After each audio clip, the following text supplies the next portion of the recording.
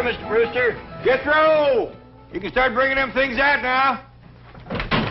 Oh, boy, I can't wait to get back to California. I ain't been warm clean through since we got here. Jethro, take it easy.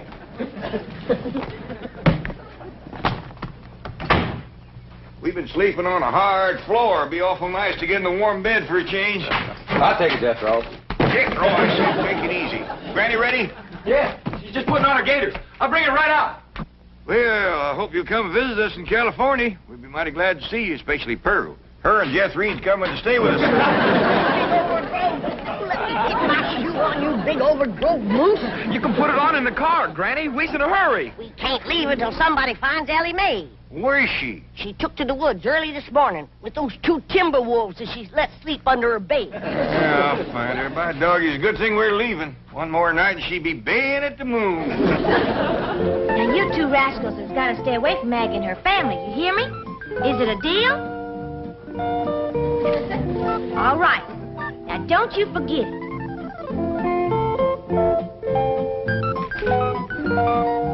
You seen them, Maggie. Give their word. What's more, Frida's gonna keep an eagle eye on them. And if they goes to pestering you, she's gonna snatch them both. Ain't you, Frida? I wish you could come to Beverly Hills and live with us. But I reckon it'd be too long a trip for you and your young'un.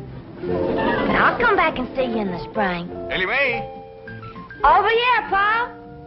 you got them wolves with you? Or they won't pester you none. And that no-biting promise goes for my pa, too. Hello there, Maggie.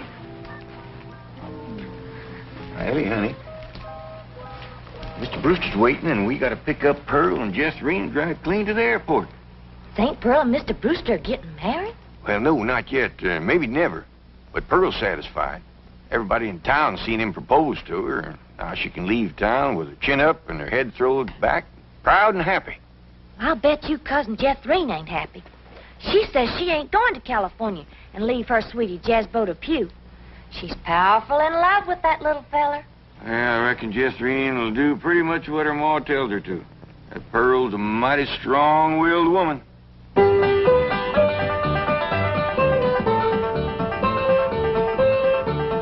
Jethrine's pretty near time for them to pick us up. Now, no more sulking. You're coming to California. I don't want to hear no more argument about it. Okay, Ma. I'm coming.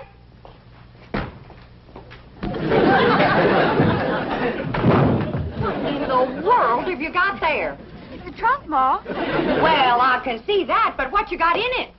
Well, I got some clothes, and some shoes, and some food, and some water. I forgot the water. Water, why?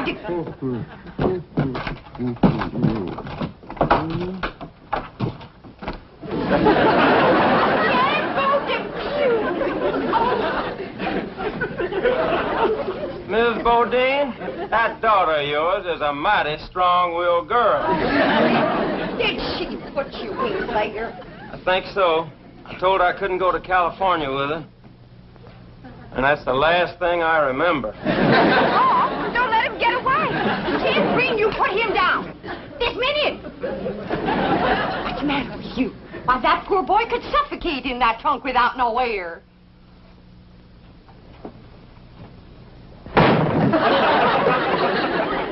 Jack Green, am I going to have to take a switch to you? Jethrine, honey, like I told you, I can't just pick up and go. I got a big business going here. Well, couldn't you be a traveling salesman in California?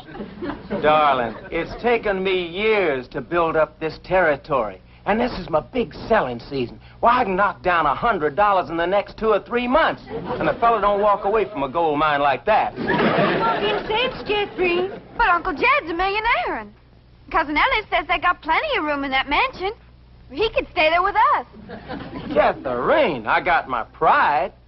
Well, I'd rather die than take charity from my sweetheart's kinfolks. Now, what sure you can write to one another. Of course. And I'll be here when you get back.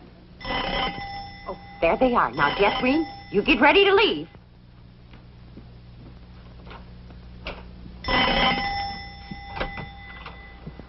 Mr. Brewster, I thought it was my boy Jethro, Cousin Jed, come to pick up the suitcases. Well, no, I asked him to let me come for them. Well, you see,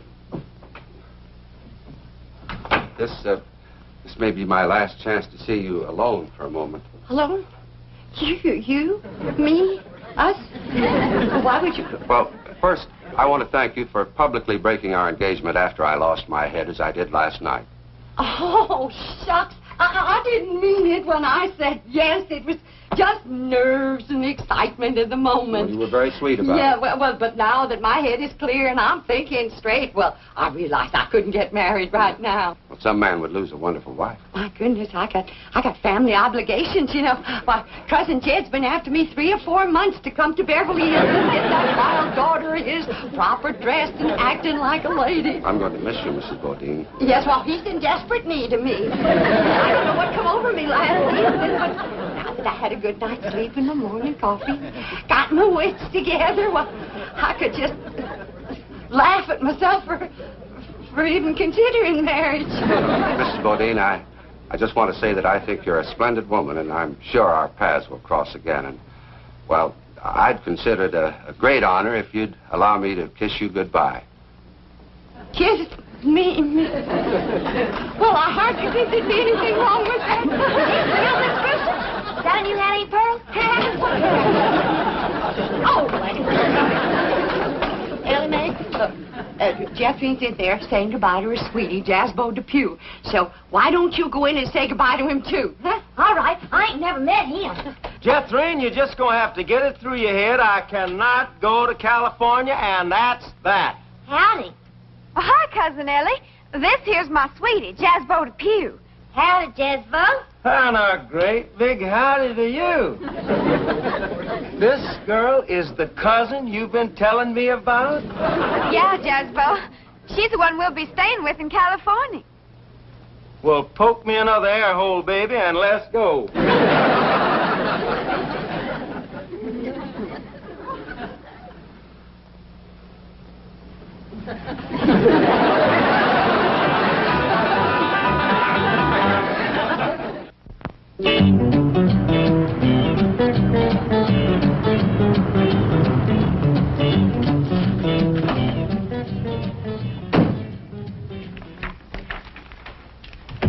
Oh, good morning, Chief. Morning. Well, I just had a call from Brewster in Tulsa. The Clampetts are on their way home. Jethro? Oh, I mean the Clampetts. Yes, and they're bringing a cousin and her daughter along. That'll be 6 of them. I think I'd better order an extra limousine. Chief, if I may suggest, the personal touch is very important to these people, and they are the bank's largest depositors. I would be happy to volunteer my car and myself. I can take at least half the load. Jethro. And the luggage. See, Chief, I have bucket seats, and Jethro is quite a bucketful.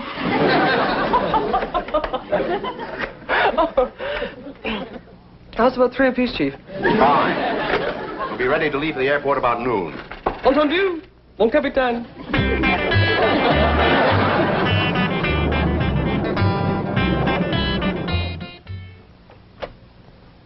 Time to leave for the airport, Miss Hathaway. Right.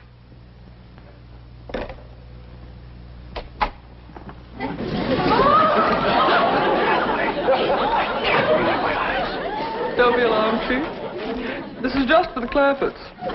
I have no intention of disrupting office discipline with my seductive appearance. What a remarkable change. 3 hours in the beauty salon. Tell me, are you busy tonight? Because if you're not, I'd like you to work and make up those 3 hours.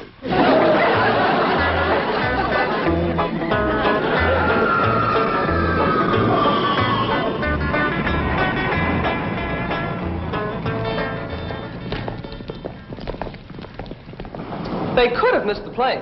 Oh, impossible. Brewster phoned me after he put them on board. Oh, miss, are there any more passengers aboard? Yes, there are 6. Well, they appear to be hillbillies. Was anything wrong with them? Oh, no. You see, we served lunch before we arrived, and they refused to leave the plane until they helped do the dishes. And we served 120 lunches. Well, here they come. Flight 201 for Chicago and New York is now loading at the East Concourse. Oh, thank you for sharing your food with us. Well, thank you for doing the dishes. You sure you don't want us to wash the windows? It won't take long if we all pitch in. Thank you.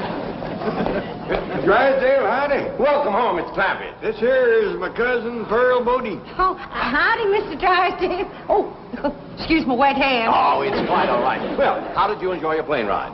I don't believe it. I plain don't believe it. It's a miracle. Oh, well, that ain't nothing. You ain't seen nothing, Pearl. Wait till we ride on that escalator. Yes. Well, my car's out in front, Mr. Clampett. Come on.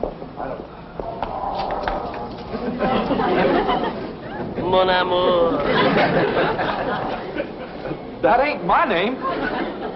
Who are you? I am a wild and mysterious gypsy. I have come to take you away to my gypsy camp.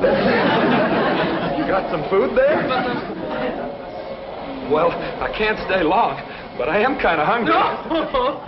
Helping wash all them dishes gave me quite an appetite. Jack, them stairs is moving. We're having a California earthquake. Pearl, them stairs are supposed to move like that. What for? I don't know, but that's what they call an escalator. Only thing is, last time we was here, they was moving the other way. Come on. Well, we ain't gonna get on them crazy stairs. Oh, come on, Pearl. Once you're on there, you like it.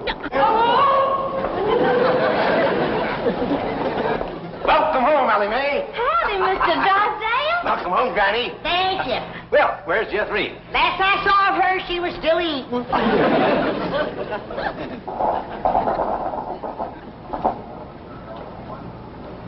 Well, now, that wasn't bad, was it? No, it was fun. Let's go up and ride down again. Oh, no, Pearl. It's fun, all right, but it just ain't worth fighting your way back upstream.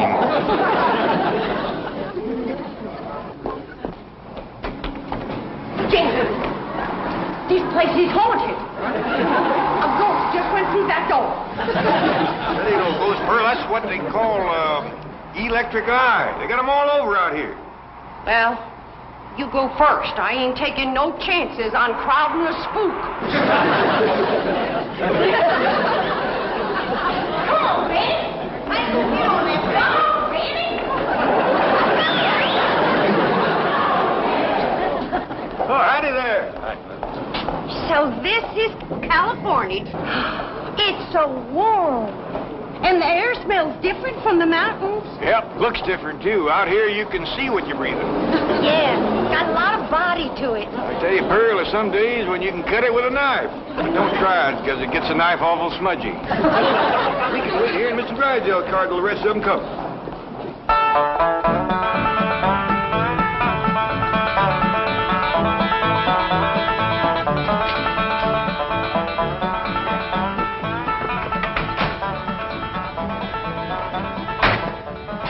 I'll go with Martin and take the luggage around to the service entrance. I can't believe it. I've seen pictures, but I just can't believe it. It ain't real. It's real, Ma. Jethrine, don't you knock no holes in your Uncle Jet's mansion. Ah, she can't hurt it, Pearl. Wait till you see inside, Pearl. It's the biggest bunch of indoors you ever did see.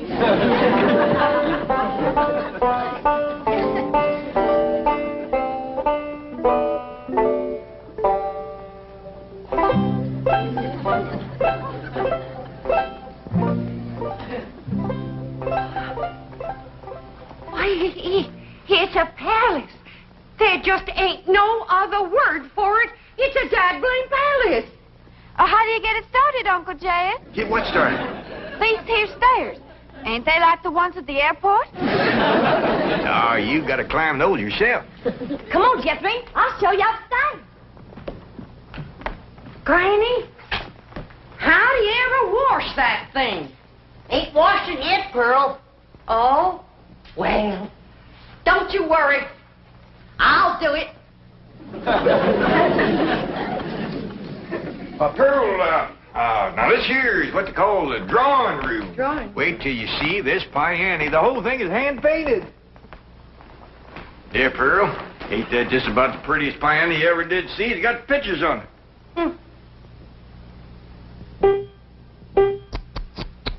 Look at the dust. Granny, did you run up them curtains? No, they was here when we came. Well, as soon as we get settled, I'll run up some new ones.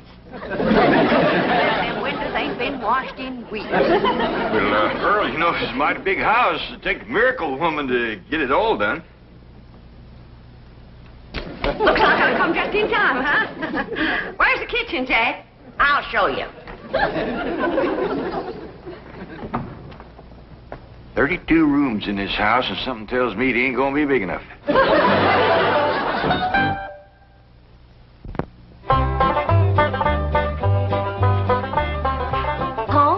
Where's St. Pearl?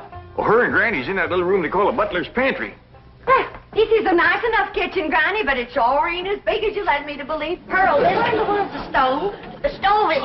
This here's the barest cupboard I ever did see, but I reckon if you ain't got a stove, you don't need food. This room... Well, Pearl, what do you think? Well, I think I should have brought my coal oil stove. For your information, Miss Pearl, we got gas. Well, I don't wonder. Eating nothing but uncooked food.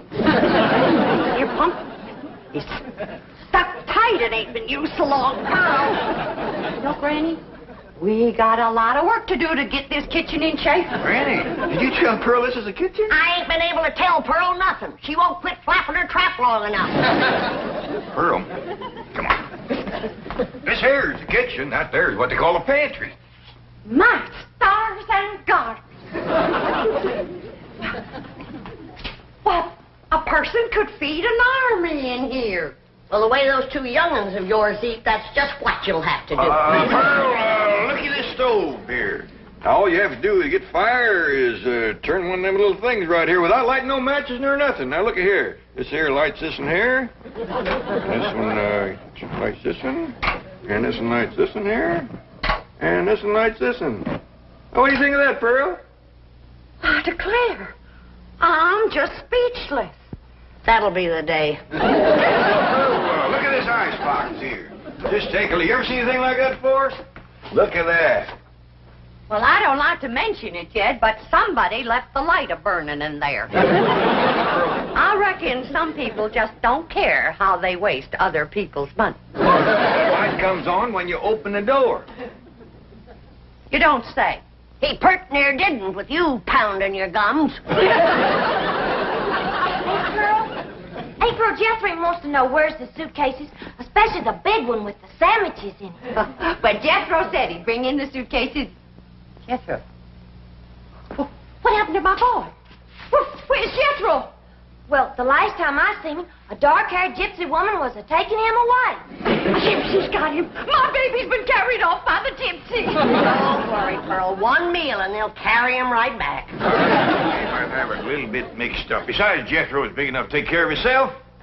Yeah, Mama's in here. Come on in. My baby, where you been? With the gypsy woman? We stopped to get something to eat. I told you one meal and they'd bring him back. You gypsy kidnapper.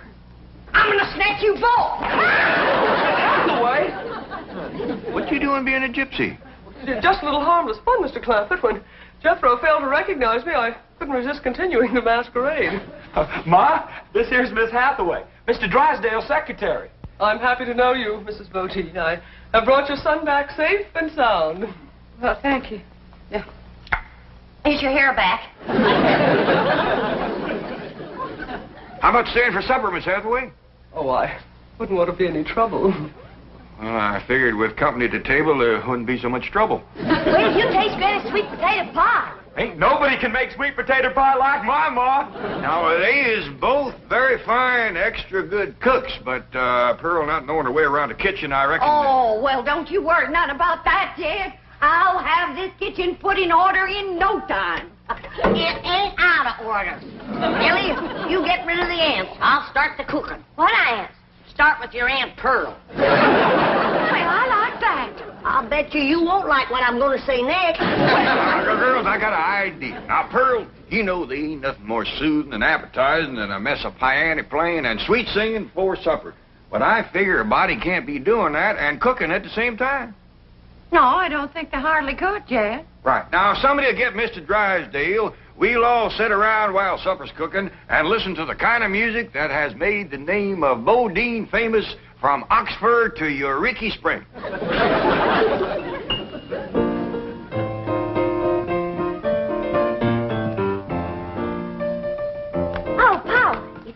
supper time. Want me to start setting the table? Yeah. And let's use that big company table in the fancy eating room. Okay, Paul. You help me get the chairs around it? Why, sure.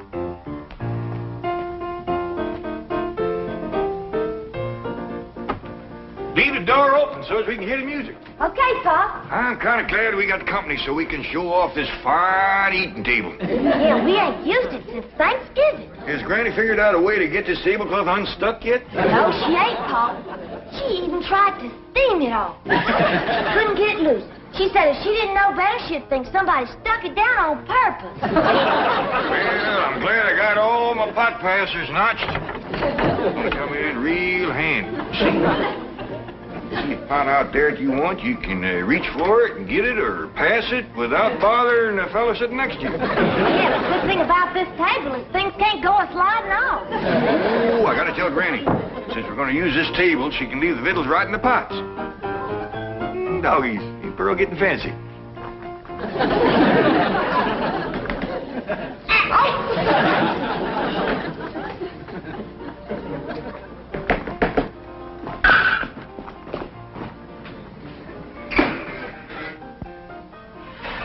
You ever see anybody bake a fluffier pie than that one? Some folks don't know that cake is fluffy and pies is juicy.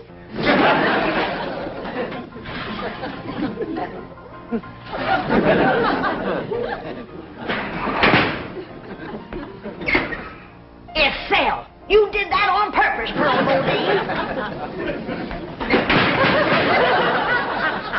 My pie can't fall. It can't, huh? Just did.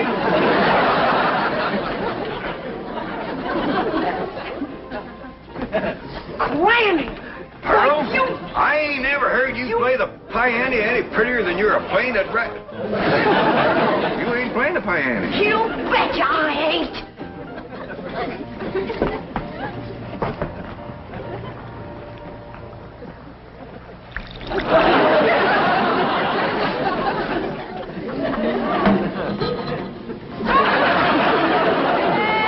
Before the battle, Mother, I am thinking most of you. Just before the battle, Mother,